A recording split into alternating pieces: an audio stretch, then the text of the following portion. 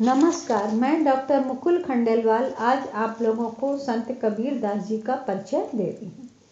संत कबीर दास भक्ति काल की निर्गुण ज्ञानाश्रयी शाखा के सर्वश्रेष्ठ कवि हैं। कबीर दास जी का जन्म संवत 1455 और निधन संवत 1511 विक्रम संवत में हुआ था। कबीर दास के कुल खानदान का कोई निश्चित पता नहीं है। ऐसे कहा जाता है कि वे काशी में एक विधवा ब्राह्मणी के गर्भ से उत्पन्न हुए थे। उस विधवा ब्राह्मणी ने लोक लाजवश उन्हें लहरताला तालाब के किनारे छोड़ दिया। नीमा और नीरू नामक जुलाहे दंपति को यह बच्चा मिला और उन्होंने ही इनका लालन पोषण किया।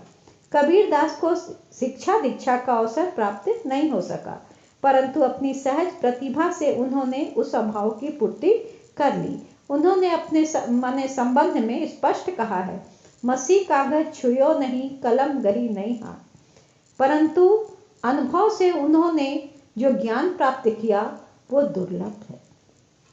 इन्होंने विवाहित जीवन व्यतीत किया था। इनका कमाल नाम का एक पुत्र भी था। ये भ्रमणशील संत थे और उत्तरी भारत के सभी प्रांतों में घूम चुके थे। वे जहाँ जाते थे वहीं की भाषा में लोगों को उपदेश दिया करते थे। इसी वजह से इनकी भाषा में भोजपुरी, अवधी, ब्रज, राजस्थानी, पंजाबी सभी प्रांतों के शब्द रूप मिलते हैं। आचार्य रामचंद्र शुक्ल जी ने इनकी भाषा को सदुकड़ी भाषा की संज्ञा दी है। संत कबीर का जन्म ऐसे समय में हुआ था जब देश में मुसलमानों का राज स्थापित हो चुका था। राजनीतिक दासता के साथ हिंदू समाज अनेक प्रकार की सामाजिक और धार्मिक संकीर्णताओं में जकड़ा हुआ था। अंतर विरोधों से जर्जरित होकर वह कुंठा और अव्यवस्था का शिकार हो रहा था। उधर शासक वर्ग कट्टरता के मार्ग पर अग्रसर हो रहा था। समाज को विशृंखलित करने वाली शक्तियां तीव्रता से कार्यरत थी। हाँ, आशा की किरण कहीं से आ रही थी तो भक्ति के उस आंदोलन से जो कबीर के जन्म के पहले से दक्षिण भारत से चलकर उत्तर भारत में पहुंच चुकी थी। वो भक्ति की धारा, कबीर ने उसी भक्ति का पल्ला पकड़ा। परंतु कबीर ने निर्गुण ब्रह्म की उपासना की। निराकार ब्रह्म की अनुभूति का एकमात्र उपाय उन्होंने ज्ञानाश्रित भक्ति को बताया। कबीर की भक्ति का ज्ञानाश्रयी रूप तब ज्ञात होता है जब वे आत्मा, परमात्मा, जीव, सृष्टि, माया आदि तत्वों का रूप विवेचन करने लगते हैं। भक्त से भी अधिक महत्वपूर्ण कबीर दास जी का समाज सुधारक रूप है।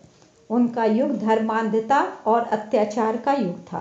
कबीर के पहले भी कितने ही धार्मिक सुधारक हुए थे, पर उनमें किसी में भी अप्रिय सत्य बोलने का ऐसा साहस नहीं था जो कबीर दास में था। कबीर दास ने हिंदू और मुसलमान दोनों के धार्मिक पाखंडों का भंडाफोड़ करके उन्हें मानवीय धर्म से अवगत कराया। वे एक और हिंदुओं को मूर्ति पूजा के लिए फटकारते हुए कहते हैं, पाहन पूजे हरि मिले तो मैं पूजू पहाड़, ताते ये चक्की भली पीस खाए संसार। इसी तरह मुसलमानों की धर्म साधना पर व्यंग्य करते हुए उन्होंने कहा, काकर पत्थर जोड़ के मस्जिद लई चुनाए, ताचड़ी मुल्ला बांग दे क्या बहरा हुआ खुदाए। कबीर दास हिंदू और मुसलमानों में एकता स्थापित करना चाहते थे।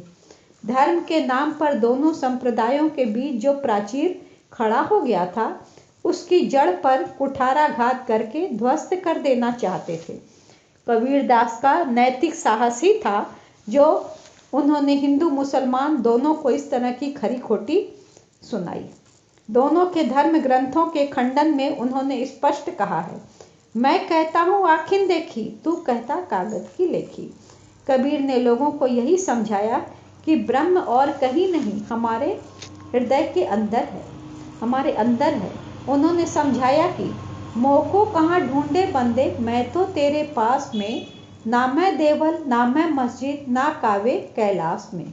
उनकी कविता का मूल विषय एक ही है, ज्ञानोपदेश। कबीर दास क्रांतिकारी व्यक्तित्व के पुरुष थे। उनमें अदम्य नैतिक साहस और अलौकिक प्रतिभा थी।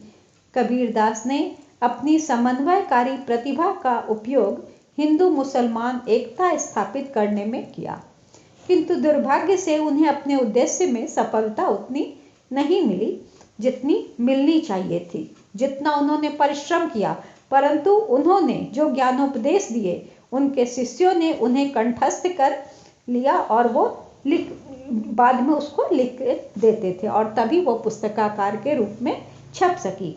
उनकी कविताओं का ज्ञानोपदेश का जो संग्रह है वो वाणी और बीजक नाम के संग्रहों में माने संकलित है। जो हो, अपने समन्वयकारी रूप में वे हमारे बीच सदैव अमर रहेंगे और उनके काव्य सदैव लोगों को ज्ञानोपदेश देकर उनका मार्गदर्शन करते रहेंगे। धन्यवाद।